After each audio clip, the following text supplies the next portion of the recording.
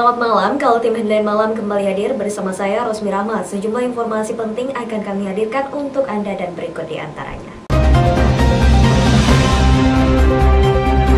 Penggerebekan tim Reskim Mabes Polri ke lokasi di Dusun Antai, Desa Sebulu Modern menemukan adanya kegiatan ilegal. Tim Polri sudah memasang polis lain di kawasan tambang ilegal. Ditelusuri ke lokasi, terlihat papan pengumuman bahwa lahan di situ dalam proses penyelidikan dan penyidikan Direktorat Tindak Pidana Tertentu Barreskrim Polri. Tersangkanya dijerat Undang-Undang Nomor 4 Tahun 2009 tentang pertambangan mineral dan batubara. Ada juga sejumlah alat berat di polis lain, yaitu sebanyak 16 unit truk roda 10 dan 5 unit alat berat. Kepala Desa Sebulu Modern Jumadin yang dikonfirmasi mengakui adanya penambangan batu bara secara ilegal di desanya.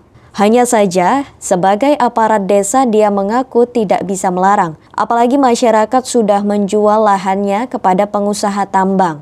Penambangan liar di Sebulu Modern bukan rahasia lagi. Diperkirakan negara dirugikan ratusan miliar sejak beroperasinya oknum-oknum pelaku illegal mining. Sebuah LSM dari Lira Lumbung Informasi Rakyat menyebutkan sudah sering melaporkan adanya kegiatan ilegal itu tapi tidak pernah digubris. Pada prinsipnya sebenarnya kami sudah laporkan ke Mabes ke Polri, ke Polres Kukar, bahwa dengan adanya tambang dugaan ilegal di Sebulu yang lagi marak sampai saat ini, sudah kami laporkan secara tertulis. Namun sampai saat ini kayaknya belum ada progres mengenai laporan kami itu. Terakhir saya konfirmasi lagi ke pihak Polres, terus penyidiknya mengatakan bahwa lagi sakit. Nah, tapi itu sudah 2 mingguan lebih, hampir 3 mingguan surat itu kami kirim.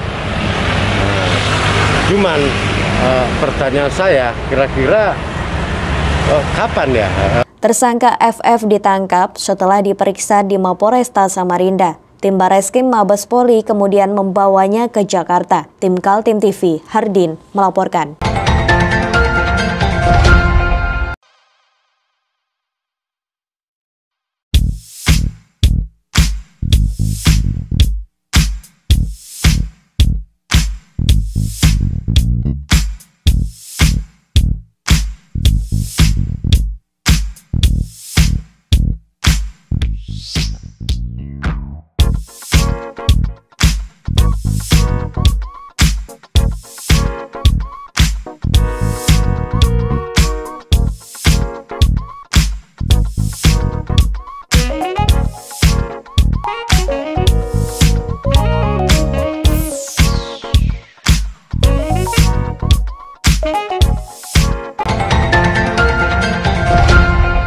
Masa aksi yang mengatasnamakan Balikpapan bergerak dengan berjalan kaki dari Simpang 3 Plaza Balikpapan. Aksi massa akan menduduki gedung DPRD Kota Balikpapan. Bila tuntutan massa aksi tak dipenuhi, massa aksi pun memaksa masuk hingga terjadi aksi saling dorong antara aparat keamanan dan massa aksi. Massa aksi menuntut DPRD untuk menyatakan sikap untuk turut menolak pengesahan Undang-Undang Omnibus Law yang disahkan pada 5 Oktober lalu.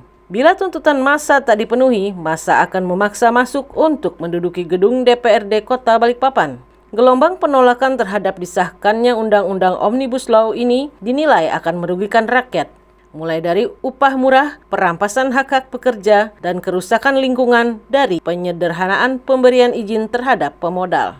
Aksi demonstrasi semakin memanas saat pembakaran ban dilakukan massa aksi. Hingga sempat terjadi aksi saling dorong saat massa aksi memaksa masuk ke gedung DPRD Kota Balikpapan. Hingga Kamis siang, massa aksi terus berdatangan dari kalangan mahasiswa hingga pekerja. Untuk duduk dan masuk secara paksa ke gedung DPRD. Karena kita meyakini bahwa untuk audiensi maupun untuk menandatangani petisi, kita sudah tidak percaya lagi karena sebelum adanya audensi dan tanda tangan petisi bahwa itu sudah ada aksi yang mana aksi tersebut memakan korban lumayan banyak, yaitu 7 orang. Bayangkan aja kalau misalnya kita tetap adanya audensi dan tanda tangan petisi, apakah itu masih berjalan atau tidak? Jadi kita tetap akan mempertegas untuk masuk ke gedung. Aksi massa yang menolak Omnibus Law terus menyuarakan untuk DPRD Balikpapan ikut menolak Omnibus Law yang sudah disahkan. Muhammad Idris melaporkan dari Balikpapan.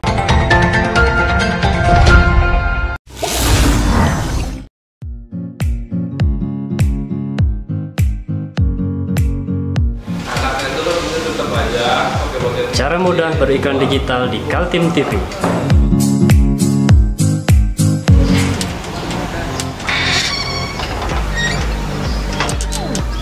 Yang pertama, jadilah sahabat Kaltim TV.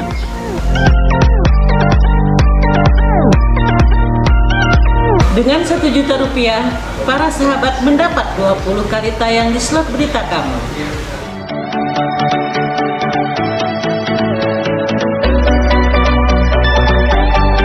Dengan 20 detik dapat menjangkau 20.000 penonton.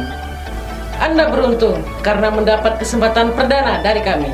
Ayo jadilah sahabat Kaltim TV. Badan Pencarian dan Pertolongan Basarnas Kota Balikpapan sepanjang Kamis pagi melakukan evakuasi korban helikopter yang terjatuh di kawasan Gunung Binjai, Balikpapan Timur. Tim Basarnas yang dibantu oleh TNI, Polri, serta unsur SAR lainnya melakukan pencarian korban dengan berjalan kaki sesuai dengan koordinat titik yang didapat dari signal satelit. Tim Basarnas beserta TNI, Polri, serta unsur SAR lainnya melintasi medan yang cukup berat. Sekitar 2 jam sebanyak 5 korban dapat ditemukan, tak jauh dari signal PLB yang dipancarkan. 3 korban selamat sementara 2 korban meninggal dunia. Korban selanjutnya dibawa ke Rumah Sakit Kanujoso Jatiwibowo untuk dilakukan visum dan diserahkan kepada pihak keluarga. Jadi ini kami dari Basarnas mengadakan uji pelaksanaan operasi SAR di kantor SAR Balikpapan. Jadi semacam uji fungsi, Pak. Kami dari Direktorat Operasi jadi ingin memastikan bahwa pelaksanaan operasi SAR yang dilaksanakan oleh kantor SAR Balikpapan ini sudah sesuai dengan standar operating procedure yang sudah ditetapkan oleh Basarnas, sehingga kami perlu terus melakukan uji fungsi untuk menjaga kualitas operasi, untuk memastikan bahwa operasi sudah dilaksanakan sesuai dengan aturan-aturan yang berlaku sehingga hasilnya maksimal. Pelayanan operasi SAR oleh kantor SAR Balikpapan kepada masyarakat bisa diberikan secara maksimal. Dan sebenarnya uji pelaksanaan tidak hanya di Balikpapan, tapi juga di seluruh kantor SAR di Indonesia. Dalam evakuasi korban helikopter yang dilakukan oleh tim Basarnas dan unsur TNI Polri merupakan simulasi dan uji pencarian dan pertolongan yang dilakukan pihak Basarnas selama 3 hari. Muhammad Idris melaporkan dari Balikpapan.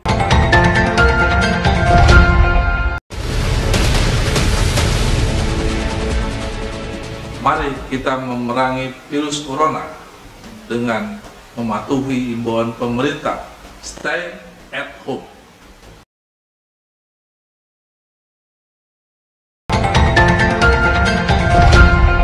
Inilah buntut dari aksi para mahasiswa yang tergabung dari berbagai organisasi kemahasiswaan di Kota Samarinda melakukan unjuk rasa menolak Undang-Undang Cipta Kerja yang telah disahkan DPR RI, berbuntut ricuh dengan aparat kepolisian. Mahasiswa yang sudah merencanakan aksi unjuk rasa sejak kemarin sebagian berkumpul dari halaman Islamic Center. Mereka kemudian bergerak menuju gedung DPRD Kaltim Jalan Teuku Umar yang sudah dijaga ketat oleh aparat kepolisian. Polisi memasang kawat berduri dan sejumlah peralatan anti huru-hara. Awalnya hanya berisi orasi-orasi, namun tiba-tiba ada yang membakar ban dan menghalau kawat berduri yang dipasang polisi. Karena masa menuntut masuk ke dalam komplek DPRD Kaltim untuk menemui para wakil rakyat, polisi kemudian berusaha menghalau dengan menyemprotkan kerumunan dengan air bersih. Masa terlihat kucar-kacir dan ada yang terluka. Salah seorang aktivis mengatakan mereka ingin berdialog dengan anggota DPRD Kaltim, kemudian meminta anggota Dewan menolak UU Omnibus Law Cipta Kerja. Hanya saja sampai sore hari tidak ada anggota DPRD yang keluar menemui mereka. Kita akan bertahan sampai di sini, kita akan menduduki kantor DPRD karena 2 hari kita aksi tidak ada sama sekali itikat baik daripada pemangku kebijakan Kalimantan Timur untuk menanggapi permintaan kita. Maka hari ini kita di DPRD Kaltim akan menduduki sampai malam hari. Aksi menolak Undang-Undang Cipta Kerja ini terjadi juga di Balikpapan, Penajam Pasir Utara, Sangatta, dan Bontang. Tim Kaltim TV, Hardin dan Heriman melaporkan.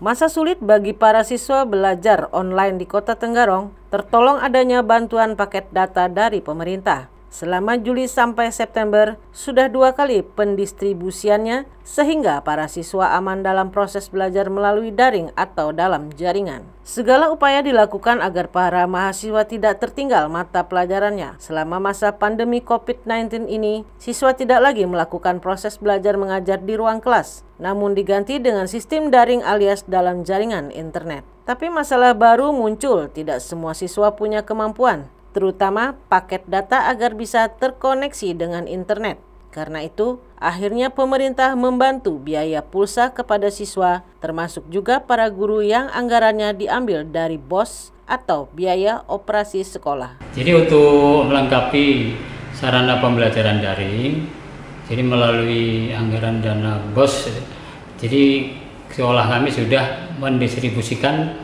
subsidi pulsa paket data maksudnya ini. Ya. Ini 2 kali. Jadi tahap pertama dulu pada bulan Juli, tanggal 16 Juli saya ingat saya. Kemudian pada waktu itu sejumlah 4,5 GB.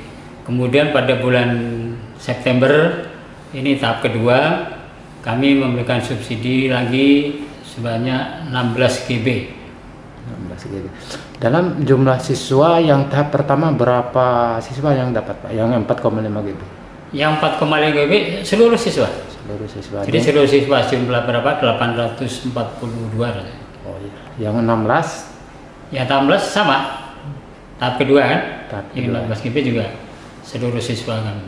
Kutai Kartanegara termasuk kabupaten yang berada di zona merah di beberapa kawasan kelurahan. Lantaran itu sistem belajar dan mengajar masih tetap dilakukan melalui daring sampai kondisi pandemi COVID-19 benar-benar reda. Tim Kaltim TV Hardin melaporkan.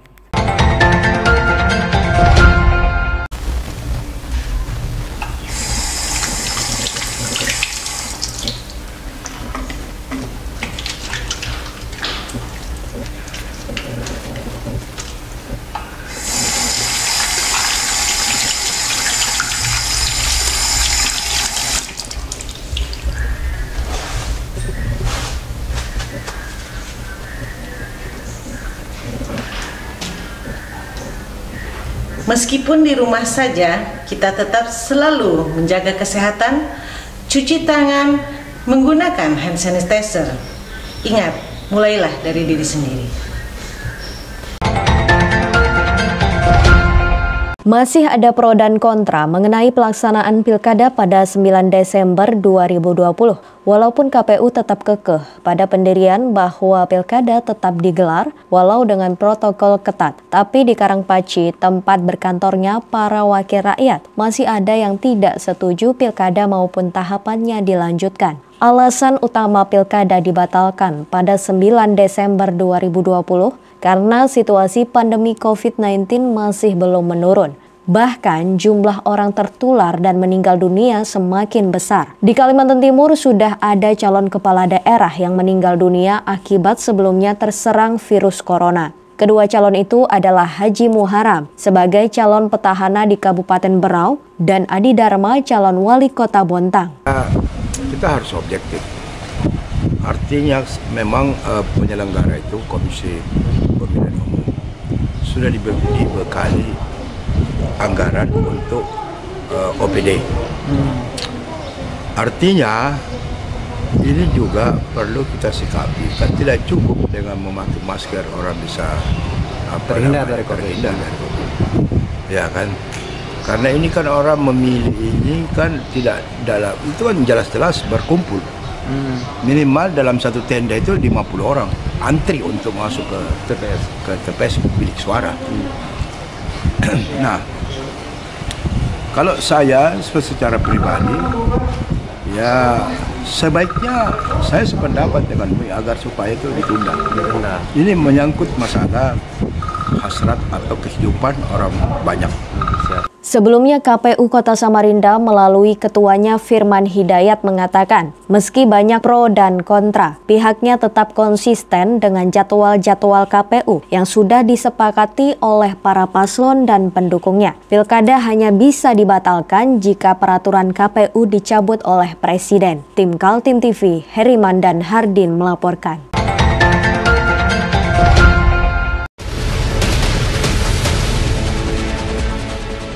Mari kita memerangi virus corona dengan mematuhi imbauan pemerintah, stay at home.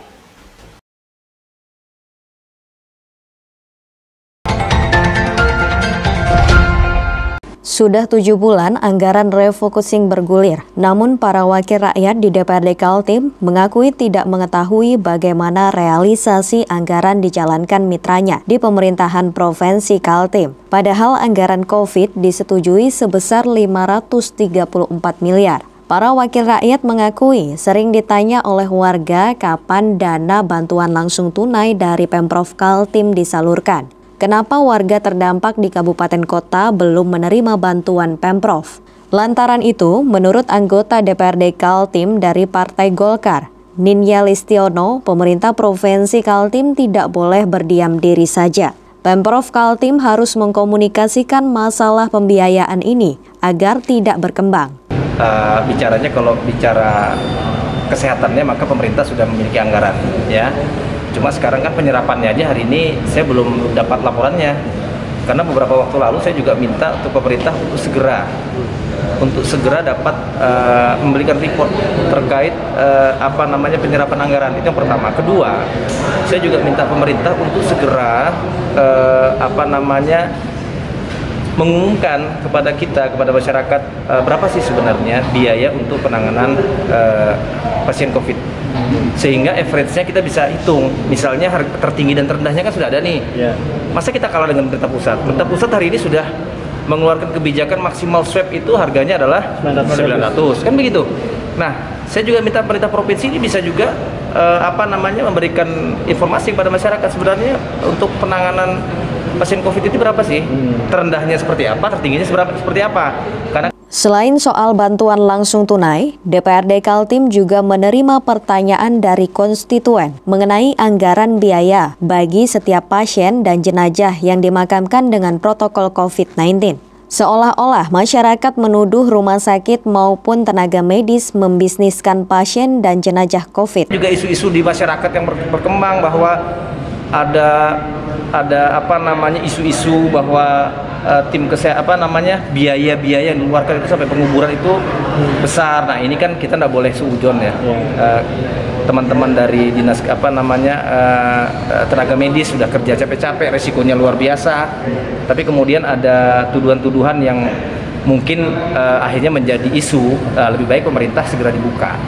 Pemprov Kaltim beberapa waktu lalu mengakui rendahnya serapan bantuan untuk warga terdampak COVID karena kehati-hatian terhadap data penerima. Tim Kaltim TV, Hardin melaporkan. Demikian Kaltim Headline Malam edisi kali ini. Informasi lainnya dapat Anda simak melalui situs website kami www.kaltim.tv, channel YouTube dan fanpage Facebook Kaltim TV. Jangan lupa untuk selalu patuhi protokol kesehatan. Saya Rosmi Rahma pamit undur diri. Selamat malam dan sampai jumpa.